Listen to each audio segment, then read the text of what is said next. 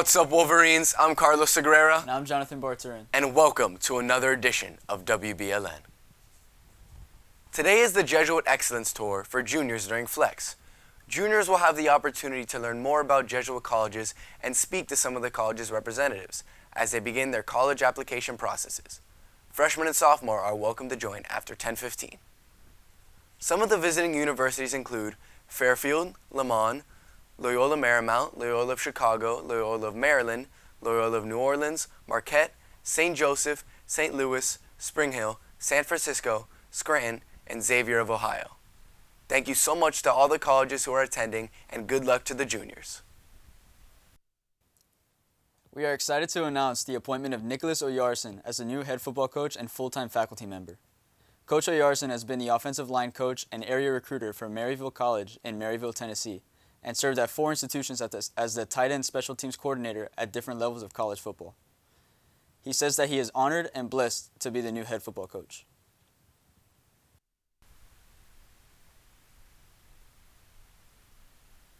If you're looking at your calendar wondering why it's still February, it's because 2024 is a leap year. Our calendar has 365 days, but it actually takes 365.25 days for the Earth to orbit the Sun. In 46 BC, Julius Caesar began the practice of adding an extra day every 4 years to fix the discrepancy, but it resulted in 10 extra days by 1582. That's when Pope Gregory XIII created a calendar with February 29th as the official leap day. It established an extra day in every day divisible by 4, but only in centuries that are divided by 400. If that's too confusing, just remember that the U.S. leap year coincides with presidential elections. Take place Thursday, as Joe Biden and Donald Trump head to Texas. Biden is visiting Brownsville while Trump is going to Eagle Pass. They are trying to tie the growing border crisis in the wake of stalled legislation in Congress. Immigration has been a persistent thorn in Biden's side of the last 4 years. In a new Gallup poll, just 28% of all Americans approve of his handling of the issue.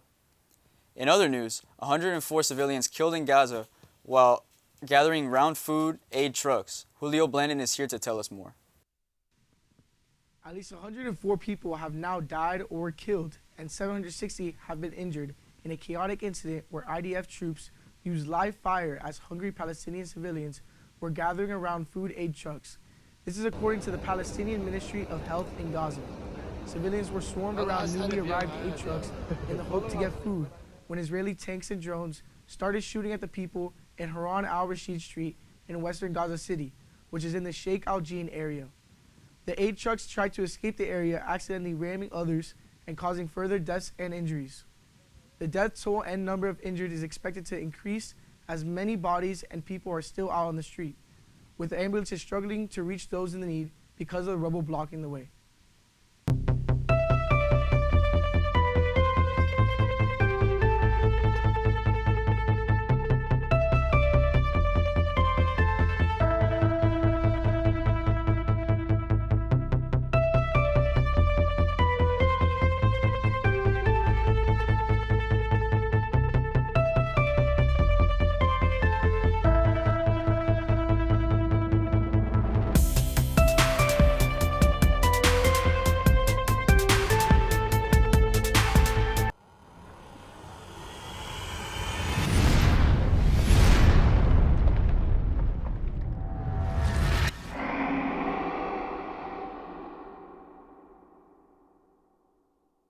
Hey guys, I'm Bobby Caballero, and here are your sports for today.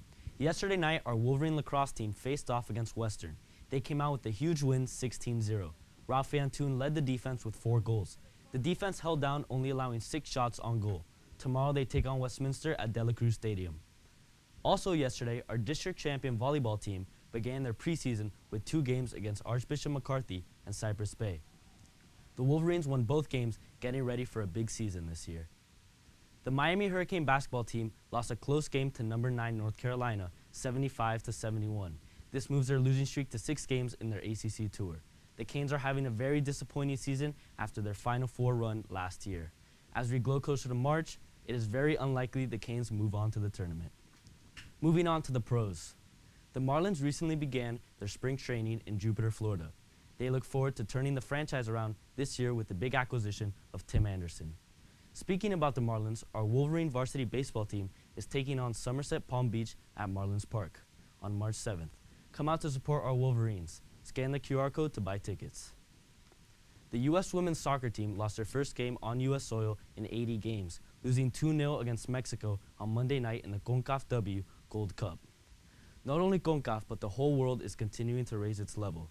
It's helping with all leagues around the world, and Mexico is definitely a product with their league, star forward Alex Morgan said after the loss. This could mark a huge change in competition in women's soccer after the U.S. has been dominating for years. That's all your sports for today. Back to Carlos. Thanks, Bobby. That's all your news for today. Remember to stay safe. And stay golden, Wolverines.